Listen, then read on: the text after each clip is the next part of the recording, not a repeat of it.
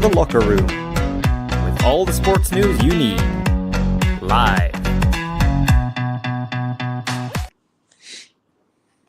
Hello, very good evening to you, and welcome to this Locker Room special, even on a Wednesday night. We've been busy. We were on Monday night for the Scotland game, and we're back tonight, and we'll be back on Friday as well. But we better watch what we're saying tonight, guys, because we're surrounded by two ex-refs tonight, so we better watch our P's and Q's and all the rest of it. Joined tonight, the usual, I was going to say usual suspects, but that sounds a bit bad. Alistair, Reagan and Graham joining us tonight, and I'm delighted to say back for the second time on the show, we've got Stephen Conroy and Dave Roach from the Behind the Whistle podcast, and you should give it a listen. It's a brilliant podcast. It's a brilliant insight into Scottish football. Right, that's enough about your podcast, guys. Let's go on to the show tonight. We're here until about 9:30 tonight, talking about VAR, Graham's favourite subject. So I think the last time that you were on, Des, we were VR has just come into the game and all that. So now we are like a year down the line, as it were, or down the whistle. How do you think it's improved? Do you think it's improved a wee bit, or are we still at the beginning? I wouldn't say it's down the whistle. I would say it's behind the whistle. Just get that one in there. Yeah. Oh dear, oh dear, oh dear. It's going to be a long night. It's going to be a long night, like. Product placement lives. I would say that I think the overall perception has been that it has improved this year. I think last year there was a lot of ambiguity, a lot of time wasted during games, which was impacting upon the supporters' experience of the match. I think that was probably more. I think the two biggest things that VAR brought to Scottish football last year was the amount of time to get to a concrete decision and the debate over what was and what didn't constitute a handball. Now, this year, the handball seems to have been something that Willie Collins addressed through his department and through the way he's obviously speaking with his referees on the field of play. For the most part, I think it's probably worked a little bit better, but I still think I would say we're probably from where we were last year, I'd probably say we're at a B just now. We're getting better, but there's more that can be done. Okay, so you can comment on Facebook and X tonight. We're going out there as well. And obviously the guys that's got their own point of view. But I was going to try and build up, but I thought, no, it's a Wednesday night, Des. I'm going to go straight in with 2 feet. That's a red then. Yeah, well, yeah. So this VR show, where they call them, has got out. Do you think that's a good thing for the game? I'll go first, and then I'll let Steve pick it up. I would say yes, because I think any communication that comes from the Scottish FA has got to be a positive, because we've been there in the dark and dim past that wasn't terribly far away, where there was very near nothing coming from G42. They did try the whistleblower a number of years ago on their website on a Monday morning, but it almost became a ground for bleaching the referees, because the referees were the only people coming out saying that an error had occurred during the match. There wasn't a platform for managers or managers or players to say that they had made an error during the match. So I think Willie's got to be commended for willing to do it. The only interpretation I would take from it is that it's done through an in-house media company, and it's done through in-house people that they've asked to do it, and it's their selection of clips that they're letting go. So I think it's got to be accepted as being a positive, but it's positive with safeguarding, probably. I don't know what you guys think. Can I just jump in here before again a second red card? Yes, I know that. Yeah, but I'm from Bahag at the end of the day. Don't hold that against me. But we were talking about this on the show when the VAR came out, right? And obviously I'll let Steve in a minute, right? And I know what you're saying about the in-house media, and you know it's like club football, it's like club media, like they can cock it when they want to suit their own agenda. Like we all guarantee that. But why not have a VAR feature on Sports Scene? Because surely that would fit in better. Because you've got the football and then you've got 50 minutes speaking about VAR instead of waiting once a month to play it out. I think that's a very relevant point. I think it would be extremely interesting. But again, national media companies have an obligation because they've got contracts with the Scottish FA and the Scottish FPL to film their games, and they wouldn't want to upset people. But Mikey, I think that'd be very welcomed by the people, by the supporters, by the players. I think it'd be a very good topic point as well. Steve, I don't know. I think we've spoke about we're all for transparency, and there is no hiding place. Yep, and apologies, guys. I keep dropping in and out. Wi-Fi isn't set up yet in the new place. I think that's a cracking idea, but and not to put too fine a point on it, I think it'll be a cold day in hell when we see such a thing, because even though we all want and we demand transparency, that is the last thing that the SFA actually want, no matter what Willie Collum says. They hate it, and the fact that will never happen on like Sports Scene or whatever is that they need to take that month to come up with basically a story to back up whichever their decision is on the day.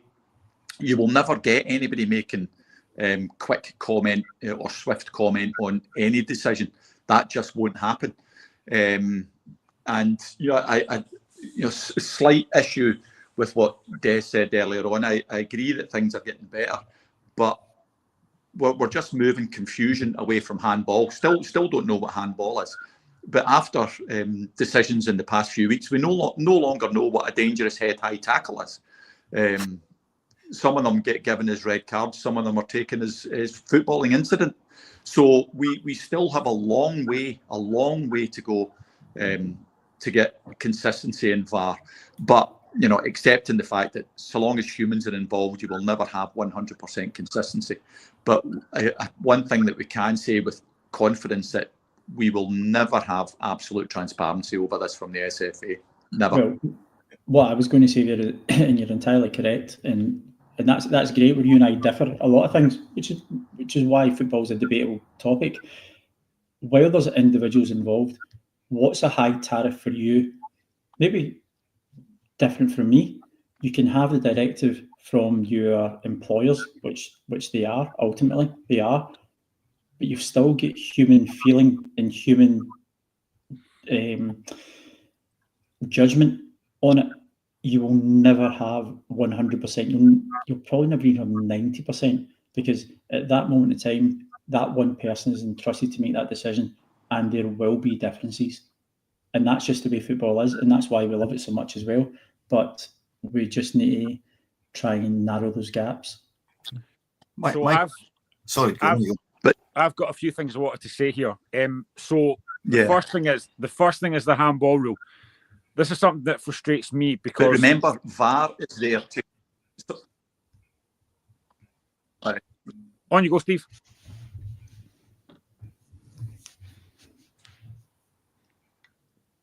Oh, no, I was just going to say, and I can almost hear my wife parodying me. VAR is there to correct clear and obvious errors.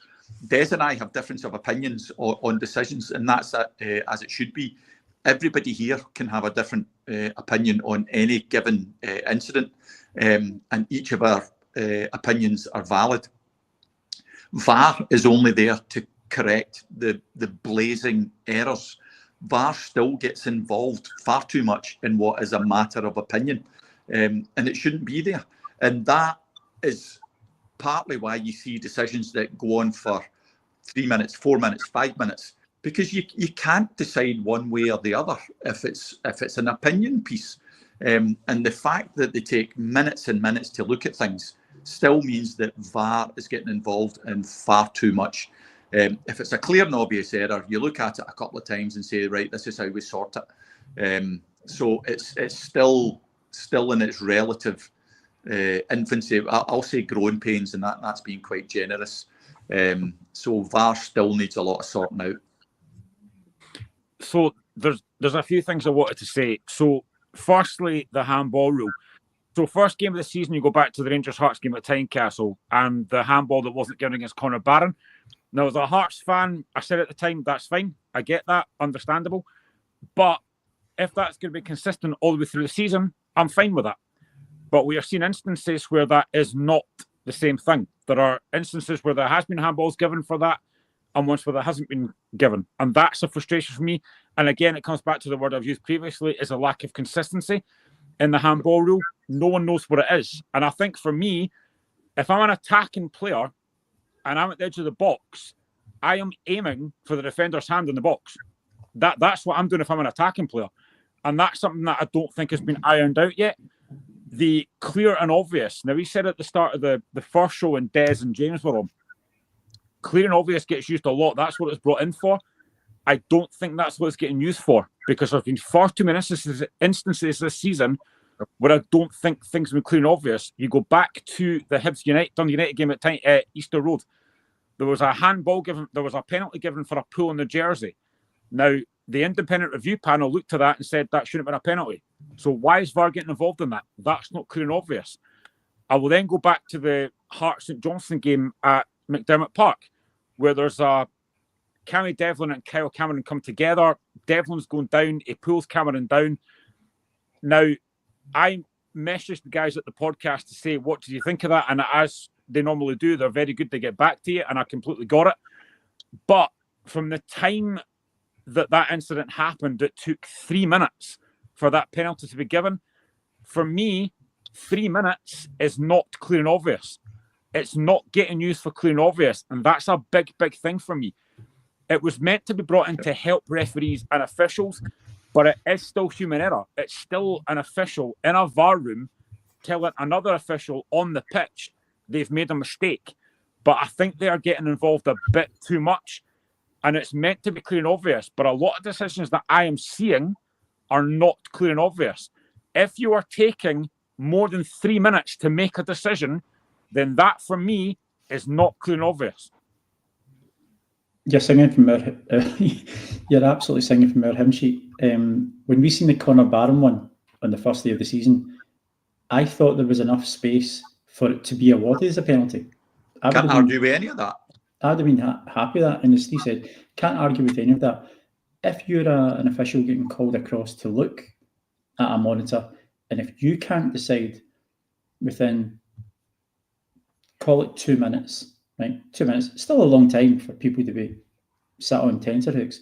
If you can't call that, then it's not clear and obvious. So it should be gone. Right, fine. Let's move on. But again, it comes down to human interpretation, human getting it right and human getting it wrong.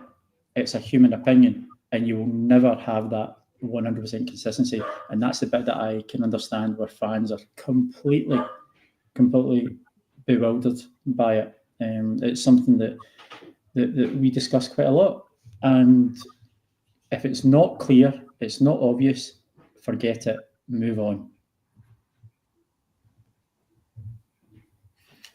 I wonder if I can come in here. If I can just go back actually to the thing about sports scene. My understanding, well, part of the problem is that we already have somebody doing the analysis. It's called Michael Stewart. And then I'm talking about the handball. Still, we don't know.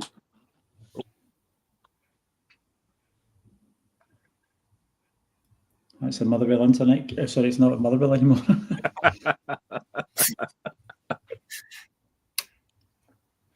if I can just, the point I was going to make there was my understanding, Des and Steve, is that the BBC actually were using former officials to actually brief the guys in the studio. Was that my fault? What did I do? Leave it. This is going well. I'll rewind that bit. My understanding is that the BBC are already using, and I think I know who it is because they told me, officials to actually tell Neil McCann and all these guys, because basically the problem with doing that kind of analysis is the guys in the studio do not know. They're not referees. So any analysis is going to be at the best, off at half cock, because really you've got former players saying, well, I never thought there was anything wrong with that. But they don't actually probably know the laws. And neither do current professional players as well. Yeah. And again, that's a completely different avenue whereby we all work in our own professional industries and professional spheres.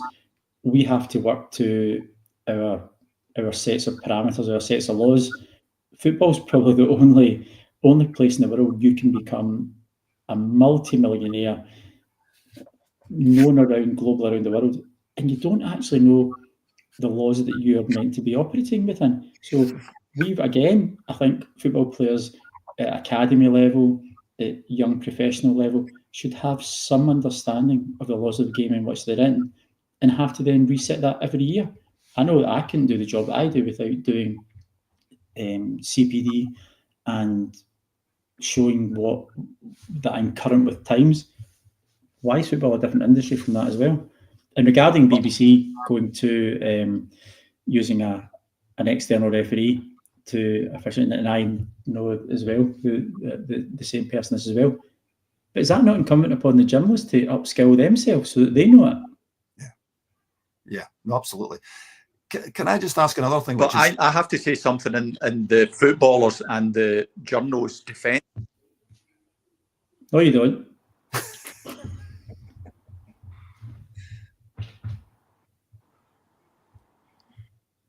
I know that I don't know if it's me because I'm on a delay because Wi-Fi isn't working.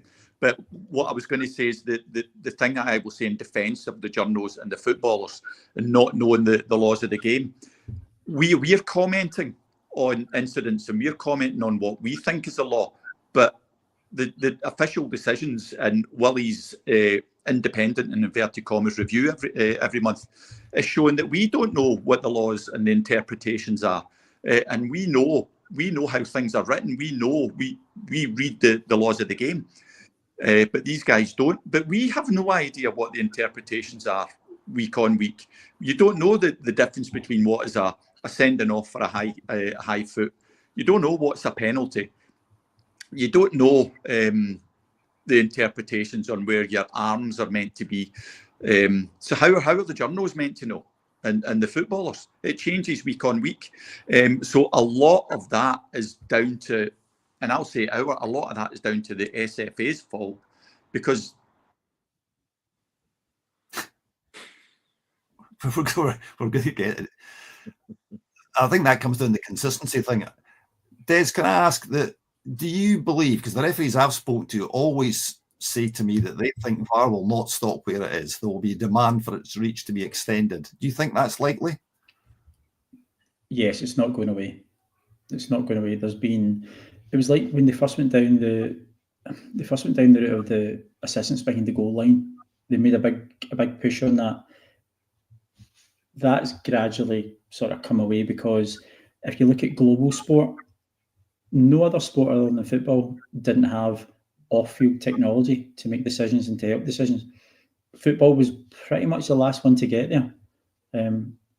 What I do think football needs is they need to have a vehicle where they can transmit across what the decision is on field, a la NFL, etc. Sorry, but I certainly don't think that it's going away.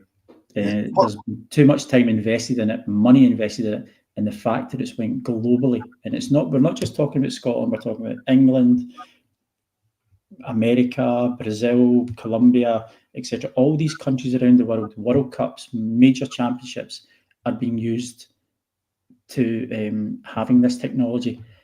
And it's getting to the point where, if I'm correct, and I'm sure I am, if your country doesn't operate with VAR, then your match officials won't be operating in the major European competitions and major CONCACAF, etc. You won't be operating. Your referees won't be entitled to operate there as well. So VAR's here. It's staying. We've got to live with it. We've got to accept it. We've just got to get better at it. I didn't actually mean in the sense of that it would carry on going. I mean, personally, I would scrap it tomorrow, and I think most fans would. What I meant was, do you think its reach will extend into other areas, i.e. the phase before the current phase? And I'll give you a couple of examples. There's the famous Roy Aitken throw-in in the cup final against Rangers when he took the throw-in. It was Rangers throw-in. Joe Miller scored the only goal of the game. Celtic won the cup. That would not be covered by VAR. We had a game earlier on this season against Motherwell. Last minute, all lofted towards the goal. The goalkeeper goes up. Looks like he's touched it over the bar, but he said he hadn't. The referee gives a corner. Motherwell score and equalise in the last minute. Saints fans go nuts. Clearly, she didn't touch it.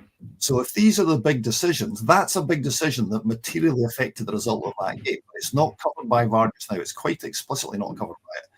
That's where I think there's a danger it's going to encroach on the game and it will become even more annoying for fans. But I think every referee I've spoken to says that the way I think it's going to go. Well, we are told that every goal that's scored goes back to the attacking player pathway. So wherever that phase of play to then commence the start attack should go, how far do you want to take it back? That's the difficulty. Where is one person's subjective opinion on what that attacking phase of play looks like? Does it come from when the ball's out for a goal kick and the keeper puts it in? Does it come from a throw-in? Because the defending team, at that moment in time, it's a breaking play. The defending team has a chance to reset, to put themselves in positions, etc. I really don't know how far we can take it back. It's going to be an open minefield because what's good for one team scoring a goal is always going to be a negative for the team that's conceding it. I really can't answer that, but I think it's certainly worthy of a topic of discussion and something that possibly should be discussed and see if there's any merits in how we can do it. But from my understandings, everything is back from the attacking player pathway.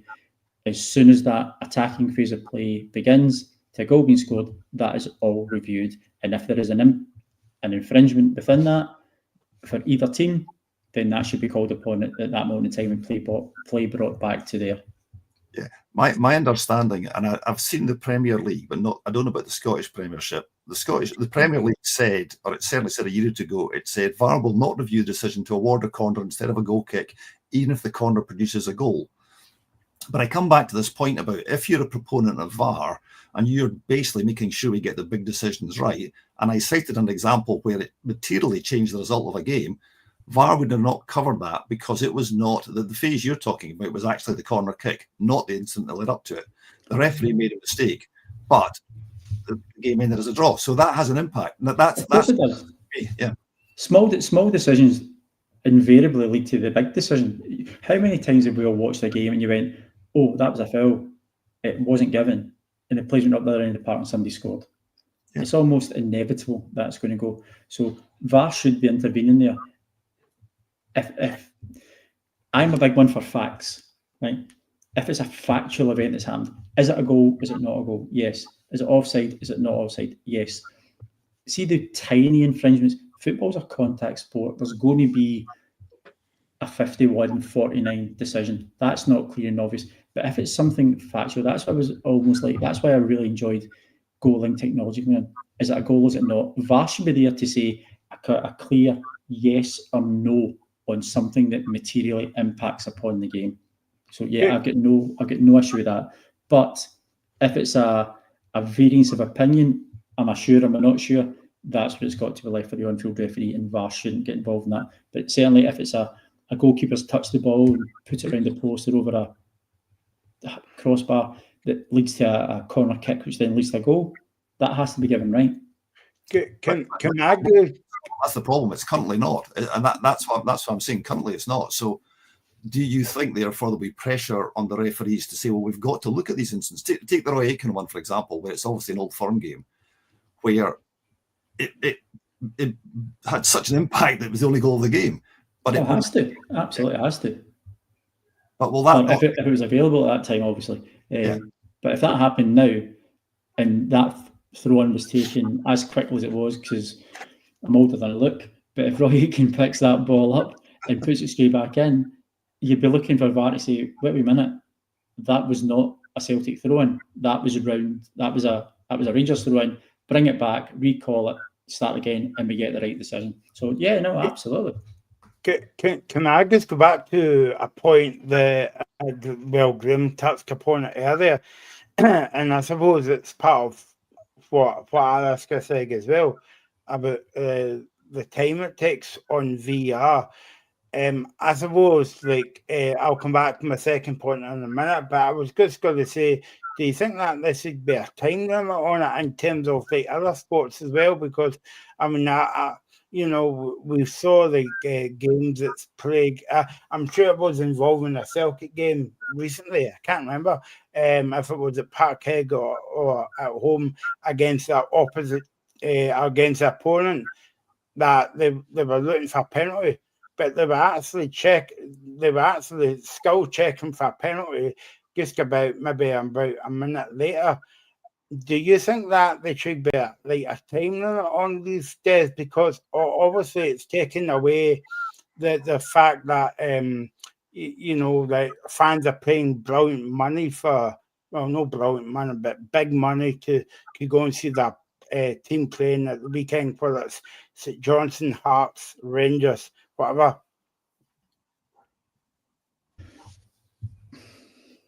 It's a difficult one to answer, because yes, as a consumer, you want to. It'd be ideal to say, right, you get 2 minutes to look at it. If that goes beyond 2 minutes and it takes 2 minutes and 12 seconds to get the right decision that ultimately wins your team the game or stops your team losing the game, and it falls out with that time, I don't think the fans would be terribly happy then, because it's maybe been a rushed decision and Team A has come out on the wrong side of it. Ideally, yes, we would like it to be done as quickly and as succinctly as possible. Putting a time limit on it, my only fear with that is people are then rushed. But we also don't know, and not having been in the VAR room, the people who are operating the video system and who they're taking instructions from the referee or the assistant video referee to say, I'm looking at this phase of play, can you take me to this frame, this frame, this frame, can we close it down? Would that put more pressure on them and they may get it wrong? I don't know. Do you see there's a lot of movable facets in that time? Ideally, yes, 2 minutes, get it done. But I just think that potentially it may lead to more can of worms, that if something goes wrong, that somebody may end up on the wrong side of that decision. Some other point as well, Des, just before Graham, because I know Graham's got a lot of comments to make, and so's Alaska. But we always speak, and I think we mentioned this the last time you were on, and James, we always speak about the customers, and obviously me and Alaska talk about the customers, because obviously Alaska's organisation's got like a survey at the moment, right? Now, I don't remember the SFA approaching different clubs and say, look, we've got VR coming in, we're doing a survey about VR and all that, the paying customers, because that's what we are at the end of the day, right? We kind of keep the kind of like clubs and business. But in terms of like when you go to Parkhead and iBooks and McDermott Park and Tynecastle, all you see is VR, checking VR. Now, you're actually depending on, your pal or your wife or your husband or whoever, or else your best pal at the pub to text you. What are they looking at? Because when you're in the skigum, you've not got a Scooby-Doo what you're looking at. They're just coming over the tannery to say VER checking. Checking what? Is it the phase before that phase, or is it the phase that happened last week at the game last week. You know what I mean? So they're not cooperating by the fans, you know, and so they're their customers. They're not telling the customers what's really going on. Yeah, and completely agree. We've long advocated, and certainly I have, and I know Steve has, that I would have no issue. I know it come up on the screen saying possible penalty check or whatever. That's fine. The fans left in suspense, but I would like to think that the referee would have the ability and the autonomy to come out when we talk as fourth official and we talk between each other. There is that channel of communication. I know Sky Sports certainly have access to it and they can hear what's going on. But I would like the referee to be able to press a button on his hip or wherever it may be located and say, the reason that, goal for St Johnstone, number 14, not offside, or penalty to Heart Midlothian, pulling by St Mirren, number 4, inside the penalty area, penalty kick, yellow card. Why would the referee be scared to say that? Because if that's what he's thinking, then convey it. And it actually adds to the entertainment as well. And it keeps the fans interested. It keeps the fans thinking, what's going to happen? What is there to hide? Because you're given the decision. All you're doing is you're given the decision with hand signals and no verbal communication. Give the verbal communication. We've seen red card situations this year where it's been overturned from a yellow card, reckless and dangerous, called across, yellow card rescinded. Now, serious foul play, number 4 for Dumbarton, ordered off. That would educate the fans. It would enlighten them to the process that's going on. It would build to the atmosphere, and it would make the fans feel included. Des, I know you can't possibly know this, but is there a pressure on officials on the park to change their mind when they go to that VAR monitor, especially if it's like a younger, more inexperienced referee who's got a more experienced VAR official? Because I've seen it not just in Scotland, but in England as well, where a more experienced VAR official is called an official over and made them change their mind. And you can kind of see the official on the parks thinking, I know I've got that right, but they've been made to change their mind. I just wonder if there's a pressure on them when they go to that monitor to change their mind, because I don't think there's been many occasions where an official on the park has actually gone to the monitor and thought, no, I believe what I saw. And let's be honest, given the fact that there's been this new VAR review panel out, they've already said numerous times there's been poor decisions made. So the guy in VAR isn't always right. So is there a pressure on an official on the park to change his mind because the guy on VAR's told him he made a mistake when he maybe hasn't? I think there's two parts to that. Is there pressure on the referee to have a review and second guess himself? Absolutely there is. Because if you've made a decision, and whether you're a referee or you're working in a petrol station or you're working in education or wherever you work, if you've got a colleague who's potentially more senior to you saying, will you look at that one again? That plants a seed of doubt in your head. That's just a human nature thing. The second part of is, should they change the decision? Again, two parts to it. One, if they're convinced they got it wrong, absolutely, because you've got to get the right decision. But also, should they change the decision? Not necessarily. If you are 100% convinced, and to get to be a Category 1 referee, you've come through a long learning journey, a long process to get there. You've been put there by the correctness of your own decisions and your own judgment. If I was called across with Steve, who's a good friend, and if Steve said to me, Des, I'm not sure, I think you might want to look at that one. If I was 100% convinced in my own mind that, no, I'm quite happy with that, I would stay with that. And I would like to think that any referee should have the courage of their own convictions to think, well, do you know what? No, I'm not taking that one. I will take the advice if I'm wrong, and I'll put my hands up if I'm wrong. Not a problem at all. You shouldn't feel under pressure, but by being called across to second guess yourself, ultimately, I'd find that hard for any any human, whether it's in refereeing or any walk of life, if you're being questioned about your own decision, it will place some form of seed of doubt in your own mind. Sorry, Alice. See what I struggle with is the fact that I can understand in real time an official on a park making a decision and maybe he's got it wrong. I can get that completely and understand that, but I cannot understand how I can get things wrong. The one against Motherwell, that was a clear penalty. That wasn't. I don't know how you can get that wrong. You've got a monitor there. Now I don't know how many folk are in that VAR room, but there's enough of them to be able to say that's a penalty. I can't understand how somebody with a screen can get these decisions wrong. It shouldn't be that difficult. Totally agree. That, for me, when I first seen it, I happened to be watching the game that afternoon. When I seen it, you didn't see it. It wasn't until you seen the reverse angle, and it was Stephen O'Donnell who was coming across him. That's a clear penalty all day long. I can understand the referee maybe missing it, maybe just missing it. I think there's still a wee bit of debate again it. But for somebody to be sitting in an office in a studio watching it from numerous angles and seeing it, and how he cannot decide that that's a penalty kick, that's entirely wrong. And that's again where you've got to question the capability of the VAR at that moment in time.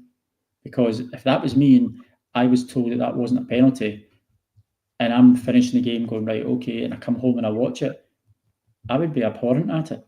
I'd be absolutely raging, because there's no reason for somebody to can slow it down, look at it in 360. Well, it's not 360. We don't have that in Scottish cameras. We've got VAR Lite, as we've said quite a few times. Looking at the multiple angles that's offered to you, how you can't get a decision correct is beyond me. And also, if you can't get that decision correct and there's dubiety in your own mind, then why are you getting the referee across in the first place? Because you're making a mug of the both of you. By the way, just to let you know, Graham, that there's two refs in the VAR room watching each game. So you've got two refs in the VAR room, you've got an official on the park, and you've got two assistants, and you still can't get these decisions right. So I'm sorry, you've got the referee on the pitch, the two assistant referees, and the fourth official. So you've got 5 officials at the actual game. Within the VAR room, you've got a video assistant referee and a video assistant referee who's looking after the earth, and you've got the technology person who's doing the technology, and you've also got an observer who's going around looking at screens as well. So yeah, the mitigating factors to getting it wrong is ever decreasing, shall we say. There is no reason they shouldn't be getting it. They shouldn't be getting it right. I was just going to ask, do you think the VR people in the VR rooms are getting involved for far too often? Yes. Quite simply, yes. Because I can't add any more to that. a 3-letter answer. Because I think for me sometimes, I think sometimes they're just they're trying to find something that's wrong when there's nothing wrong with the match. I don't think they're trying to find something. I think they're also being vigilant to it, and I think a lot of the time they're covering themselves just in case something's wrong. And again, that's not good practice. You should only be there if it's screaming out at you on the television. See something happens in a game, you see it and you go, maybe he's aye, maybe he's not. Being Kennedy Dalglish there, but if it's screaming out at me, I'd be jumping on it and going like that. Alistair, you need to go back and have a look at this. See if it's one of the ones who go, oh, it looked like it, I'm not sure. I'm not even going on the mic. I'm not even getting involved, because if it's inconsequential to me, it's inconsequential to 99% of the ground. I would let the play continue for 4 or 5 seconds to see what then came of that, and if it was detrimental, then everybody expects a free kick. Right, give it a free kick, no problem. But it's inconsequential. No, you only get involved when it's Now, they can't get involved in yellow card decisions. Penalty kicks, goals, red cards, things that are meaty, things that are, as I say, I want consequences. I want to ask you one more question. See, in terms of like the VAR, the people in the VAR room, you know, like a referee will be training and looking at previous matches. What is it? See, in terms of a VAR person that's on the VAR rooms, what are they doing on the build up to the matches? Are they watching previous clips? Are they watching previous matches? Have you spoke to any of them? I've not spoken to any ones that are, well, no, I have. That's I have spoken to current match officials. All match officials, when you get your appointment through and you've got St John's and Kilmarnock, Hearts, Hibs, Rangers, it doesn't matter. It's incumbent upon you and your own professionalism that you would go and look at their games for maybe the past 4 or 5 weeks, look at the last results between the two teams, see how maybe the games went, look at set piece plays, etc. That's you just doing your own due diligence and your own research so that you can preempt what potentially may happen, because obviously you can't have a preconceived idea and you can't go in there that this is going to happen, and because player X has done something previously, I'm going to jump all over that. No, that's not what you're doing. What you're doing is you're making yourself aware of potential flashpoints or potential set pieces that can come up. That's not new. That's went on for a long, long time. So the referee team will be doing it. The VAR team should be doing it.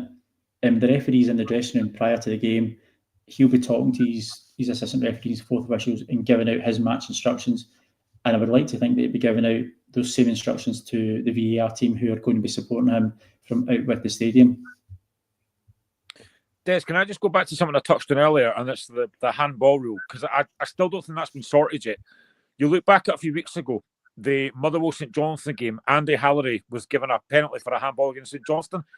I don't think that's a penalty. I genuinely don't think that's a penalty.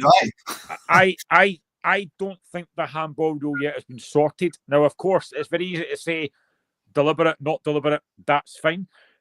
But there surely has to be some, and this is a word that I think you use very often when it comes to referees, common sense. I don't think there's any way that's a penalty. I mean, Andy Hallery looked stunned, and rightly so. I said at the start of the season with the whole Conor Barron thing, I had no problem with that not being a penalty, even though it affected my team Hearts. But I said at the time, if that's going to be consistent all the way through, then I'm fine with that. But it's not. We're seeing week in, week out, 1 minute that's given, the next it's not. I still think the handball rule is very subjective, and that needs to get sorted.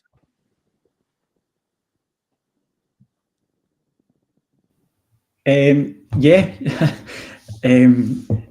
I'll say straight away that it should be a penalty against Andrew Halliday, because I taught him and he was an absolute pain in the backside to me for a number of years. So, and I know him well, and his brother Robbie, who just got married. So, Andrew, tough mate, it's a penalty, and suck it up and get on with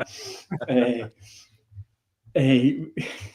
Go back to real things. Handball under the current circumstances will always be subjective. In my opinion, you've got to look at the proximity. Does the player have an opportunity to avoid that ball? You said earlier on, if you're attacking, you're just going to hit the ball at the defender's arm. Steve put it more eloquently, and Steve said, if I was a striker, I would blitter the ball at anybody in the box. But that just shows you his ability as a player. Because Steve would blitter the ball whether he was in defence, midfield, forward, or more often as a sub. That was just him. Handball has to be more clarified. And I know we've said about proximity, t-shirt lines, and FIFA kind of that. I go back to the most basic. Is it stopping a promised attack? Is it stopping a goal? And is it deliberate? That's the 3 criteria that it should be. Are you making yourself unnaturally bigger to stop that ball going somewhere? Are you making yourself unnaturally bigger to stop a goal? Are you deliberately stopping it to stop the right winger going forward? Handball is subjective, and we won't ever get, unfortunately, uniformity on it. I think it's probably the only rule that we can't decide by VAR, we can't decide by lines drawn anywhere. It comes down to a referee's opinion in a VAR opinion, and if the VAR thinks that is deliberate or can be stopped or can be avoided, that's the only time they should get involved. If I'm standing from here to the end of my dining table away and I'm hitting a shot against someone, I can't expect them to be out the road of it. We've looked at Connor Barron's one at the start of the season, quite really. If that's adjudged that's the standard that we're going to on day one, that should be the standard that we're adjudged to on match day 40. Unfortunately, like the ocean, there's going to be waves, there's going to be ups, there's going to be downs. We'll never get there. I really don't see how we can get it. I know everybody would want a utopia on it. Unfortunately, utopia doesn't exist. See as well, see with I mentioned earlier the St Johnstone Hearts penalty. I know that Alice is delighted they got a penalty. But the thing that frustrates me as well is you see jostling and pulling every week in the box, and it's never a penalty. Now, the Cammy Devlin one, okay, he was holding him, but he was slipping at the time. But again, it's one of these things that you very rarely see penalties given for that. And again, and actually, you guys, when I messaged you about it at the time, you actually messaged back to say, and you made a really good point as well, whoever it was that messaged me. Not that must have been me then. That probably was you. It probably was you. Obviously, Steve's not here, so I can say you're the most reliable one. Sorry, Steve, if you're watching this. But the one thing that you said was, and I agreed with it at the time, not one St Johnstone player, even Kyle Cameron, who was involved, claimed for it. Now, again, you see this thing all the time. So again, how is that giving us a penalty? Because you see it every week, and it's never ever given. I think my old Irish grandmother used to say to me, don't go looking for trouble, son, because it will find you anyway. So in that situation, there's nobody biting the ear off of the referee to look for a penalty. So why is somebody else deciding that a penalty should be involved in there? It's ridiculous. And when we talk about the Dundee United Hibs game recently, a penalty was given for Dundee United, also for the shirt pull, right towards the end, and straight away Hibs went up the other end of the park. If you're given the penalty to Dundee United against Hibs, the one up there in the park was pretty much just as clear and obvious, and that was neglected. So in those two instances, 3 minutes apart in the same game with the same referee and the same VAR, they adjudged both incidents come 100% miles apart. And I go back to my state, while we would love handball, shirt pulls, etc., as long as there's human opinion, there's going to be human error. And I'm just glad I'm not involved anymore. I bet you wish you were, mate. I bet you wish you I do. Do you know what I do? I loved the 90 minutes. See, I loved the 3 hours on a Saturday. See, turning up with your assistant referees and going to all the grounds in Scotland, up to Peterhead, to Annan, to anywhere. Absolutely loved it. The 90 minutes on the park, having discussions with players, having a bit of crack with players getting to know you to them, and seeing a bit of just enjoying the sport I love. I love that.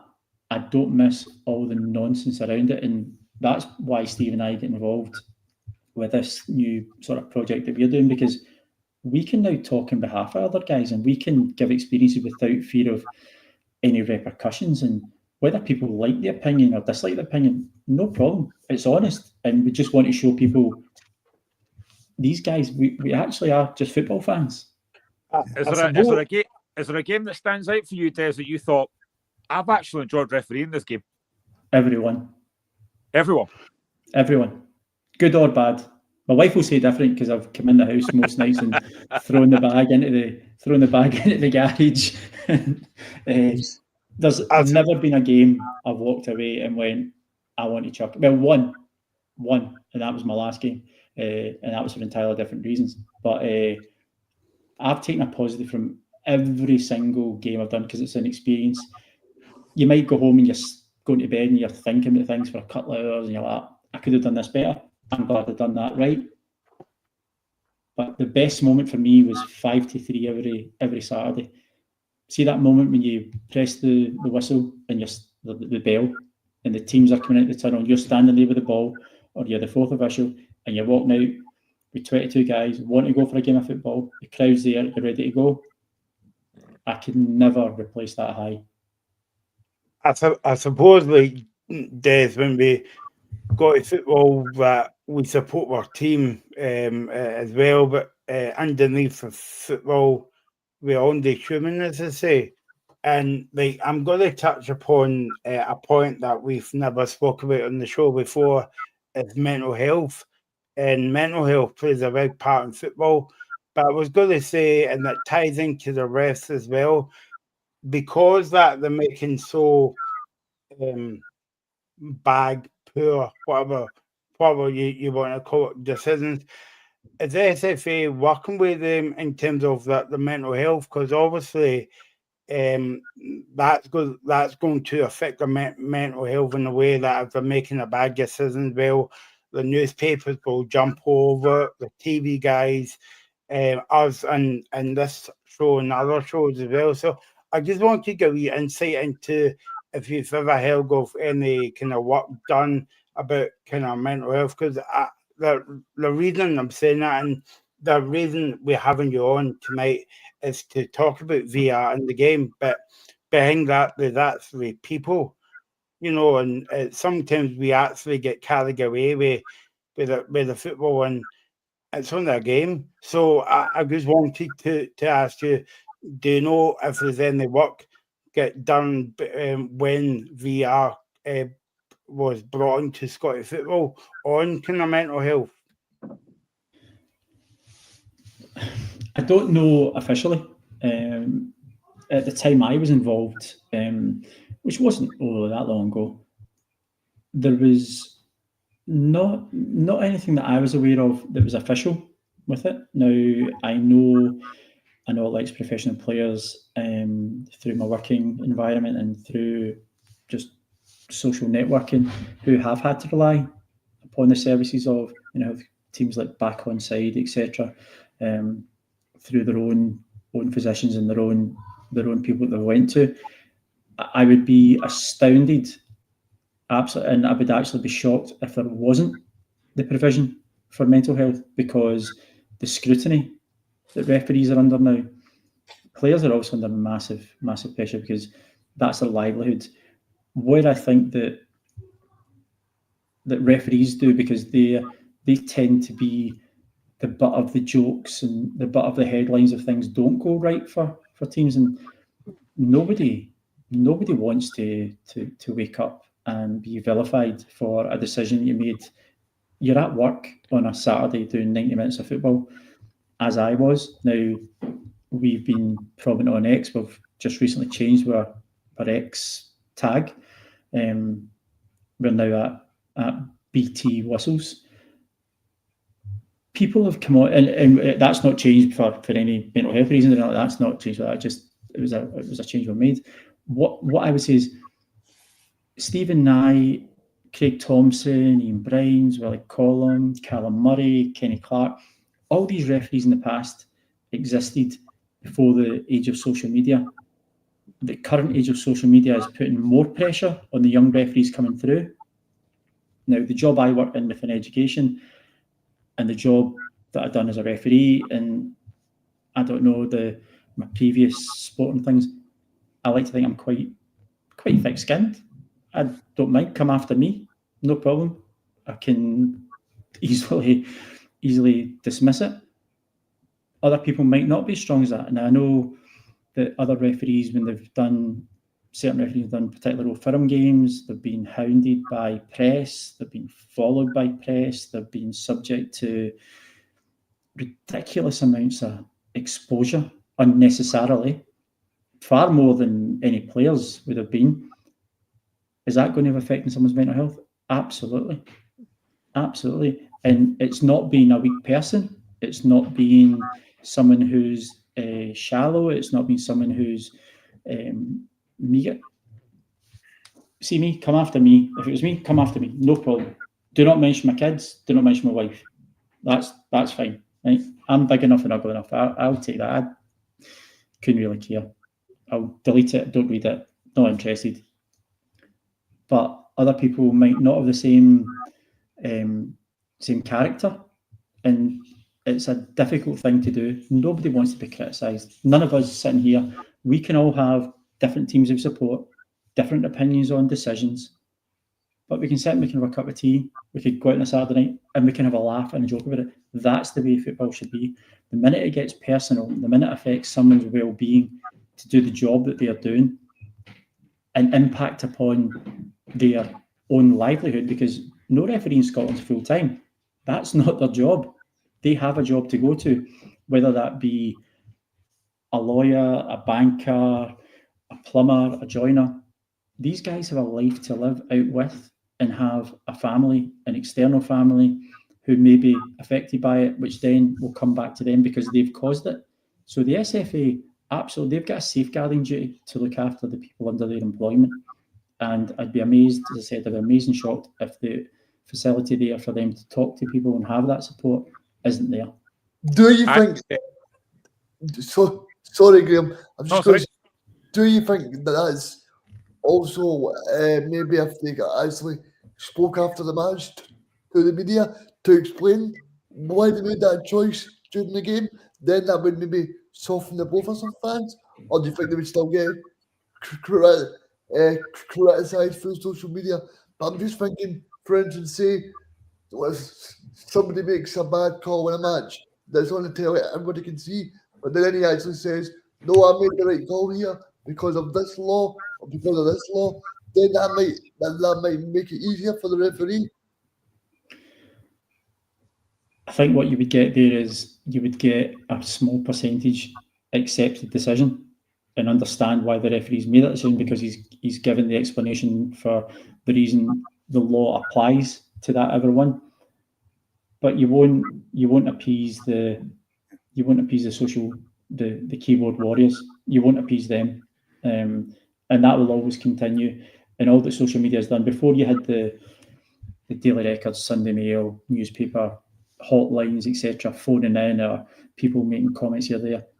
Now you can be a faceless. You can be on Twitter, well, whatever it's X, whatever it's called now. You can be on that, and you don't even need to show your face. You don't even tell your name, and these things can mount up. And if you've got a personality that will read that, then there's some people have a limit and they can only accept so much. But as I always said, if it impacts upon your life away from football when you're not a professional and you've got to go about your daily business with your family and go to your own work, and if that impacts upon you, then that's went too far. I had mentioned to the guys before you came on, Des, I mentioned to Alistair and Michael, so my lad is 12 and he plays every Sunday, and they had a game last week. Now, the lads around his age, the same team. Now, last week, there's a cup game. Now, there's a couple of decisions early on that didn't go their way. There was one, a penalty got given by the referee. Fair enough, I get it. But when the penalty was given, one of the lads on my laddie's team, who's the same age, basically said in front of the referee, that's an effing disgrace. The referee booked him. Now, he actually booked two other players during the game as well. I had never seen that in a kids' game where players got booked and they were actually talking back to the officials. Now, the wee laddie that got booked on our team actually comes to our house quite a few times because he's friends with my son. And I have said to him more than once, do not talk back to referees. Stop doing it. But he's one of these laddies that can't help himself. And I've said to him numerous times, stop talking back. But I had never ever seen an official book a young laddie before. Now, I would not want to be an official because they get a lot of stick, they get a lot of criticism. But in a kids' game, I just found it really, really crazy that they were talking back to the referee who can't be earning a lot of money for this. And I genuinely found it kind of eye-opening at the time watching it, because the referee was doing his job. He was doing the best he could. But honestly, this laddie that comes round to our house, I have told him numerous times, stop talking back to the referees, because they get fined 20 quid. The first booking, the club pays it. After that, it's the players that have to pay it. But I just found it crazy that on a Sunday morning, 10 o'clock in the morning, the officials having to book a young laddie for talking back like that. It was kind of eye-opening to me. And that's probably part of the reason why we find it difficult to recruit new referees. That's probably one of the fundamental basis. Like yourself, my eldest son's 15, and I go and watch him, and these boys are a bit more physical. They're obviously at that age and stage in life where they're getting a bit more, they're becoming a bit more adult. But also to revert back to the first point about the young person saying to a 12-year-old saying to a referee, that's an effing disgrace. That's not a booking. That's off. Yeah. That's off. And I don't want to castigate the referee, but if you're accepting that from a 12-year-old, then I'm sorry, you're laying your own grave there. That's just unacceptable. That's a total flout of the laws straight away, using foul and abusive language or gestures. So that's a straight red. I'm not going to paint my son's team whiter than white. I've watched them be involved in games where boys have went in at them, they went in back in, and I've heard choice language. Some of the referees deal with it very well, and young people have been cautioned correctly, been ordered off correctly, both sides. But I've also seen some referees put up with some abuse that I'm standing at the side talking to other parents, and I built it at the background. I stay away, thinking, why are you accepting that? You're just making your own game more difficult by allowing this to go on. Mm-hmm. And it doesn't get help, because what breeds on the pitch feeds the coaches. The coaches then tend to become more heightened and get involved. And because of that, it infiltrates back into the fans or parents and supporters are there. It's a hard breeding ground. And as I say, it's not painting a good picture for recruitment, retention, and progression. Des, I was just going to say before I let Alice get in here, I know that I'm doing other work with Alice get out with the show and pyrotechnics and all that. So going back to that incident that Graham was talking about there, right? Do you think that ref was kind of scared? Because we all know that, okay, we're talking about football tonight. We talk about other things in society as well. But do you think it goes back to kind of like social media as well? I wouldn't just put it down to social media. I would put it down to society in general.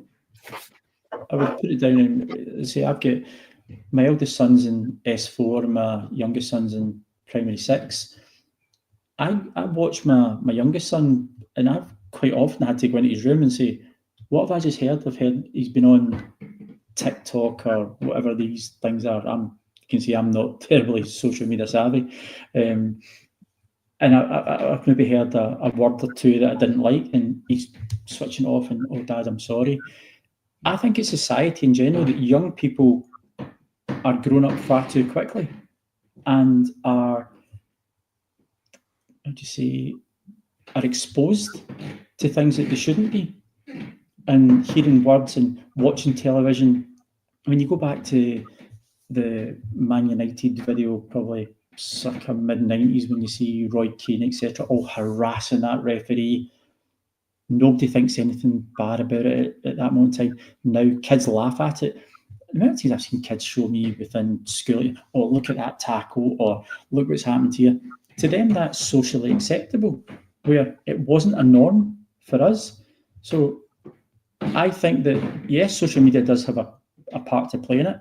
I think social circles, current day and age and stage, are entirely different from what we would have. And I listen to coaches, and good coaches explain to their young people that's not so. I would like to see the coaches drag the players off first when they see that's happening. Say, well, do you know what? You're not playing. Get off. Because I'll tell you what hurts you more than getting sent off is getting dragged off. And then you need to tell your pals and your parents why you're not playing that weekend. I'm sorry, Michael can't play next weekend. Why not? Because he was abusive to the referee. Did he get sent off? No, because I took him off. That's him. He's got a week's ban. Let's get a bit of standards and normality back. Let football take control again. Young people are running it. Is that maybe a bit too harsh? No, it's not. It's not too harsh, Des, because I know we're getting away from VAR, and I promise we'll come back to it. But the Sunday Please Mail, don't. we will. Graham's done me. We're just warming up. The Sunday Mail's been running over the last couple of weeks stuff about the problems in the amateur leagues rather in Glasgow, which I'm sure you've probably seen. Or if you haven't, I'll enlighten you. But basically, they've been looking at the situation there where the referees were threatening to go on strike. Now, we've seen the referees in Cardiff go on strike. The amount of abuse there is, and okay, I know referees have always been abused, but you're reading in the paper today, the increase in actual physical violence amongst young kids is growing. Social media certainly doesn't help, but your point about recruitment and retention is vital. The amount of abuse people are getting at that level as referees is off the scale. And kids, and we've all talked about our kids. Now, my kids are actually quite a lot older than yours, but I remember when my younger son was a boy and he was playing, it was the time of the Eric Cantona Kung Fu kick. The next Saturday, all the wee boys in his team are practicing Eric Cantona Kung Fu kicks without fail. This is before the days of social media, so social media have amplified it. But the point I'm making is that I think football's got a serious problem here because the growth of the women's game in particular, the increased demand on the number of referees. Some of these guys in the Glasgow Amateur League have been banned for 10 years, which is absolutely the bare minimum as far as I'm concerned. One of the teams has actually been kicked out of the league. And until we actually see more stick than carrot, that's going to carry on. Because my view, the view that the SFA has taken on it is that we've obviously got to stop this. In the past, racism was almost acceptable in society. Now it's absolutely not. And somewhere or other, we've got to get a situation where we're never going to stop criticising the referees, but we've got to try and eliminate this abuse because it's just off the scale now. Unfortunately, it's been a wee while like that, Alison. We've seen referees in England using the GoPros and stuff as well. I just think a clear and hard message has to be put out to everyone. Referees are part of the game. The SFA tried that a number of years ago. I didn't think it was the best project they used. That they stuck a number 23 on our jersey saying we were the 23rd man. Thought that was a bit lame, to be fair. But I think leagues and clubs have to be more accountable for the actions of the club officials and the actions of their players, and recognise that without the referee, and I hate this one, but without the referee there is no game. There's 22 people there on the pitch to start with, and you've got your substitutes and your match officials and clubs and stuff like that as well. How poor a society would it be if football games couldn't take part? How much of a detriment would that be to the nation's health and well-being, both physically and mentally, if the referees were getting chased away from what was going on? That leagues would have to fold, teams would have to fold, young people would be left without a focus during the week for training, and young people would be left without a focus at the weekend.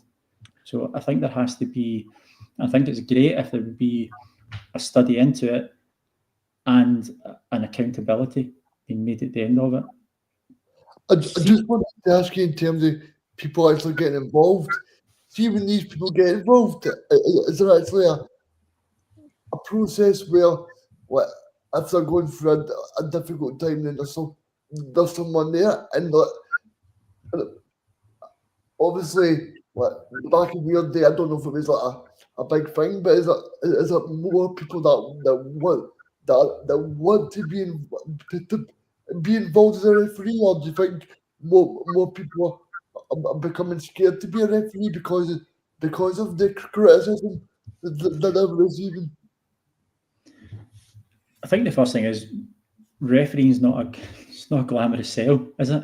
I don't think many folk want to grow up and be a referee. They want to be a football player. They want to go and be John McGinn. They want to go and be Billy Gilmer. They want to go and be these players. Lots of referees, in fact, I'd say most referees get into refereeing because they just weren't good enough to play football at that level. So that's it. They've got an intrinsic interest within football. When I started, I was within the Renfrew Association, and I know it still goes on. I was appointed a mentor, someone who, when I came through the training programme, would come and watch me he would phone me regularly. I would chat with him. I'll name him, a gentleman called Miller Lawson, who's no longer with us. He was fantastic to me. He used to pretty much phone me every Sunday night. How did your game go? Where are you going? If he wasn't at the game, he would want information on it. How did you do? He actually took time when I first started. We actually walked around an empty football pitch and we stood where I should be for a corner kick, for an attacking position at the back post. Why do you want to stand here? Right, because you can see the ball coming in, you can see shot there. He actually walked me through an empty game and it was fascinating, really good. I think that the current situation, as far as I believe, they've still got mentoring there. You would align, if people are involved in a local association, so your category 1 and your category 2 referees would be looking after the young trainees that are coming through. You'd be helping the young guys who are in the juniors. I would take time out and I would go and maybe, I didn't have a game that Saturday, I would go and watch a junior game, come in and try and give pointers to. At this moment in time, because of the social media and because of the comments and because of the negativity, the SFA have been running a schools recruitment programme for a number of years as well. I think that's dropped from numbers as far as I believe. It is a difficulty because you know that as soon as you go on there and you look at the criticism now of Nick Walsh and John Beaton and Kevin Clancy, etc. Do you want to see your name covered like that, despite how much you enjoy football? It's got to be supported. Des, can I just tell a wee story which I think illustrates the problem? I've got a friend who's got teenage kids, and one of them very sadly got cancer, right? And he had chemo and he had to stop playing football, but he's okay, right? He's 14, right? And his dad said to me, because he knew I had an interest in refereeing, albeit I'm not a referee. He said his son would quite like to be a referee, so I put him in touch. I got through a contact. I won't tell you what association it was, but obviously, well, no, I won't tell you it was. And here's a guy who wants to carry on being in football. He's a 14-year-old. Okay, he's technically too young. And all we got back was an email saying, sorry, he's too young. Why did they not go to them and say, look, you're too young, but tell you what, to take your point, because I know referees do all the stuff you're talking about, the mentoring and all the guys who've come up through the ranks and then given it all back again. Why did they not go back to him and say, that's brilliant. We'll keep in touch with you. You can come along and you can see the training. We'll encourage you to do it. They just didn't do it. Along those lines, I've got a friend who's an ex-manager at all levels within Scotland, and his son was wanting the exact same, and gave him the information regarding for the area that he lived in, saying, look, you can do it online. You can potentially, when classes start back just after COVID, this is what you can do. I'm quite happy to help you if there's anything you need. Likewise, he got in touch with the relevant associations and was told, oh, this is the link and this is what you do. No contact. No contact. How's that encouraging somebody to come involved and be involved? It's not. It's not at all. Des, before Michael brings us back to VAR and thinks he's in charge, can I just ask a very quick question? Alistair mentioned social media there. I just want to get your thoughts on the whole thing about in England about David Coote. Now, again, social media is a big, big thing. The thing about the whole... You really are in here to kill me tonight, aren't you? I'm trying to. Steve's not here, it's fine. You're doing a bloody good job. Steve's not here, you're on your own, you're fine. But the thing is, social media, yes, is a massive, massive thing. But the thing with... I'm sure that every player, every official, every manager talks about different things, but they don't do it on camera. Where David Coote's gone wrong here, he's allowed himself to be filmed by supposed mates, and it's on camera. Now, the guy that's done it is a rat for ratting him out. But do you think that David Coote now has any way back in terms of English Premiership? And this is the problem with social media. You can film somebody and you can put it on social media, and that's what's happened. But you don't do it on camera. You just don't let yourself be filmed on camera. Do you think that David Coote is now basically screwed himself by doing this on camera, or is there a way back for him? Again, I keep giving you two sets of questions, or two sets of answers. One, personally, well, okay, I'll go the other one first. Should there be a way back for him? There should be a heck of a lot of support getting flung around that guy right now, because there's clearly issues. We spoke about mental health issues. there's clearly issues that he's got to address in his life. I don't know him personally, don't know any of his social circle. But if what we're seeing, and if it is him who's involved in all of those pictures, whether it be the video of him or where there's potential substances being used, there's got to be a duty of care around that guy at this moment in time, because his mental health will be extremely fragile, because he's across social media, he's across national media. Do I think there's any way back for him? Unfortunately, no.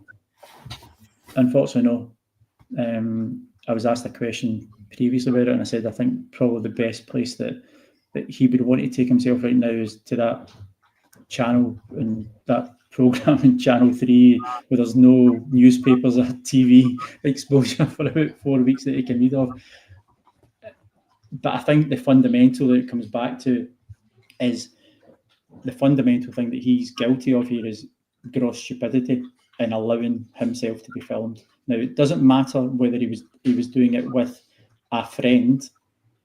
That friend, or as soon as that is on video, that's going to get out, whether that be 2024, November 2024, or whether it was taken in November 2018.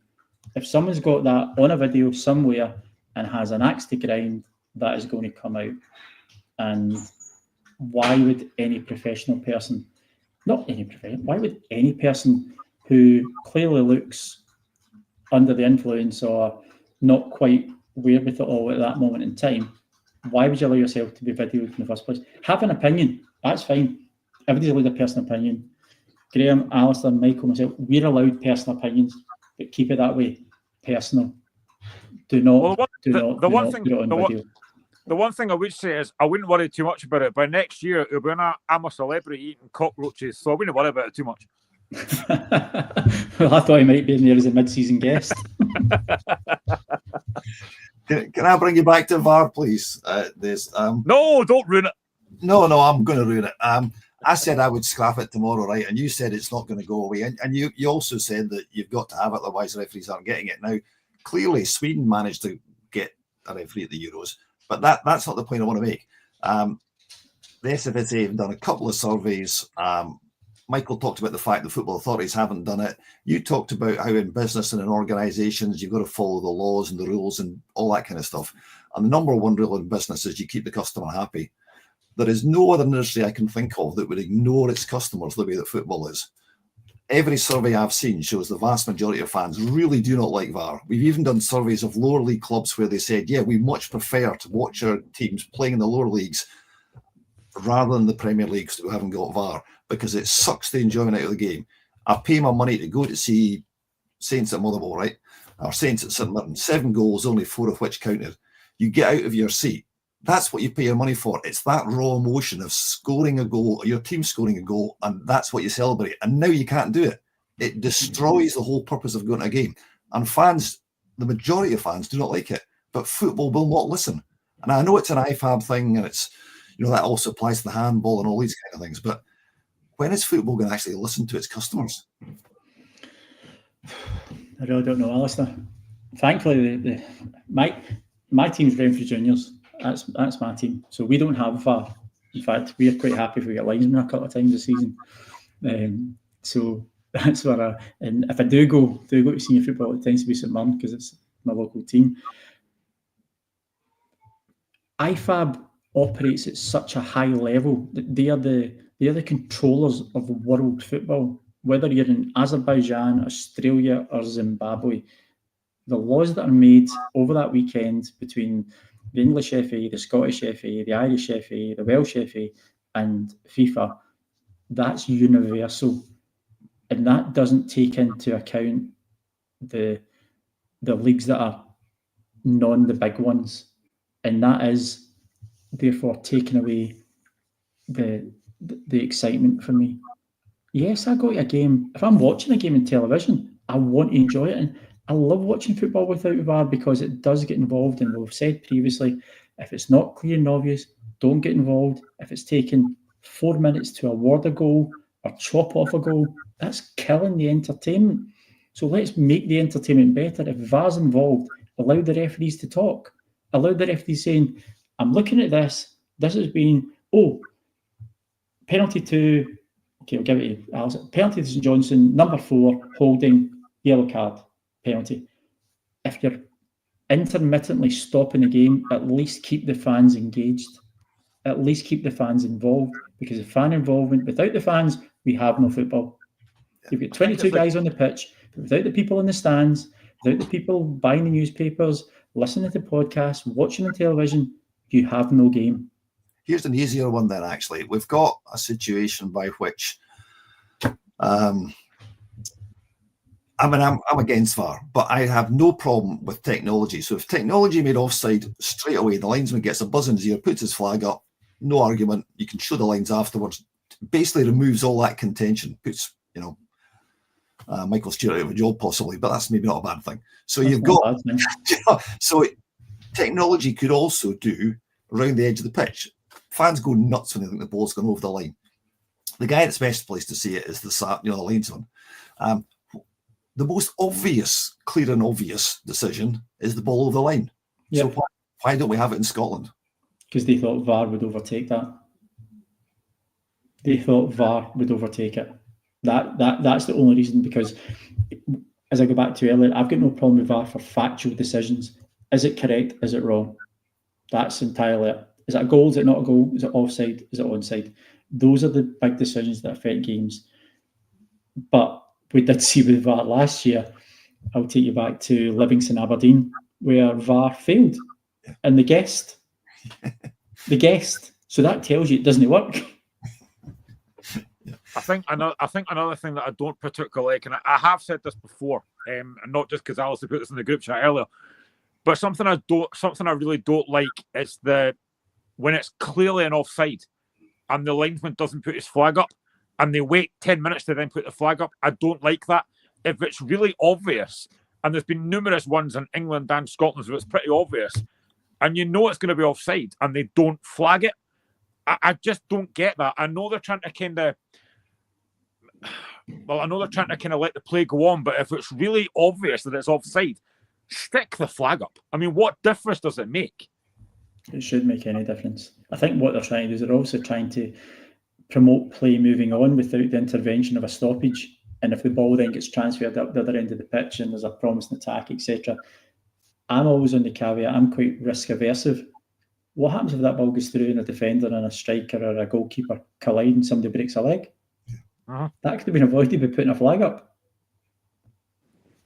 So, I don't know. To me, that just seems common sense. But and that's where technology would come in, because if they can come up with cars that can drive, and take account of all the things they take account of, okay, they're not even got it there yet. But I do not believe we could not come up with the technology to solve that problem. And if they had it and they introduced it, and I'd have no problem. It's the stuff we've talked about. It makes fans really, really annoyed. And I know you said at the start, Des, that it's not as bad as it was last season, and I agree with that up to a point. But I've seen some horrendous waits. I've seen almost 5 minutes in the first half for something that a game which none of the opposition players claimed for it. It was ludicrous, and the game stopped, and the referee came, and the monitor's in front of where I sit, and he was 4 minutes at least. There was nothing clear and obvious, and these are the kind of things which puts fans' blood pressure through the roof. If he's waiting 4 minutes, it's not clear and obvious. Yeah. And at that point, I would have turned on my heels. I was just going to say, Des, that before Alistair's favourite subject come in, VAR, football used to be a simple game, but are we making football too much like American football now? I think it was always going to get that way, Mikey. I think it was once you start bringing in technology, when you started getting it in tennis, you started sprinting other spheres. As soon as it comes into football, you're going to get that, because games starting, games stopping. I've already said there about how I'd like the referees to explain decisions, which is a la NFL. I think that would benefit the game. I don't know what you guys think, but I think it would benefit the game if the referees were able to explain it to the live audience. It will make the game longer. Does it make the game more entertaining? Possibly. But I just like the nuts and bolts of, let's get it down to, is it a goal? Is it not a goal? Is it offside? Is it onside? Is it a red card? That's it. See when VAR came in, I mean, I'm guessing the referees didn't really have a say in this. None whatsoever. So I take it they weren't actually asked, you know, do you want VAR, do you not? And obviously Alistair mentioned the fans as well earlier. And I don't get to go to as many Hearts games as I like to because I've got a young family and stuff. I'd like to go a lot more. But whenever I ask some of my mates and that who've been to games before, and Alistair uses the same point actually, they don't really enjoy it because, I mean, I watch games on TV as much as I can, and I'll try and go to games as much as I can. But it's that case now of, if you score, I don't celebrate now because my first thought is VAR's going to rule that out, and that's not what I want. That's not what I want as a football fan. But I mean, when VAR was going to come in, and again, I mentioned this at the start when we did the first show, it came in halfway through a season, and Ian Maxwell said it'll be a disaster. Well, he wasn't wrong. But who did they ask about this? Who did they say, do you want VAR or do you not? Because I think a lot of folk probably would have said no. I think if you asked 100 folk now, would you scrap VAR? I think most folk would say yes, because it does ruin the enjoyment. I go and watch Pennycook when I can as well. And it's great because if you score, you know it's a goal. It's not going to get ruled out. I just think that I do understand why VAR's here. It is for clear and obvious errors. Like I said earlier, it's maybe not been used for that. But I just think it does ruin the enjoyment of the game at times when you're looking to try and score a goal and your first thought isn't, we've scored, it's going to get ruled out. That's not what football's about. No, absolutely not. And I think if you asked the majority of referees, they would be of the same opinion. Yeah. They would be of the same opinion, because if a goal gets scored, the first thing that will be going through their mind is, who's going to be jumping in me to tell me what I need to look at? And that's not what you want at all, because if you're a referee, I would like to think that you do not want to be centre of attention. Now, we know some who do like to be. But the first thing that I'd be thinking is, if it comes through my ear, there's a goal scored, I'm wanting to get straight up that park, get the game restarted. I'm not wanting someone saying, oh, right, we need to take it back. There was a breaking play in the opposition half. Just reviewing it, no goal. And then you're having to push it, and it kills it. Absolutely kills it. I'm not his biggest fan. I'm understanding that it's here. We've got to do it better. It's slightly better than it was last year, but it's not perfect by any manner of means. I just would like, we've now got Martin Atkinson coming up from the English FA, who's now taking over as VAR manager. Is that going to make an improvement? Well, I'd certainly hope so, because he's obviously worked under it and he's been exposed to it, and he's worked with Howard Webb.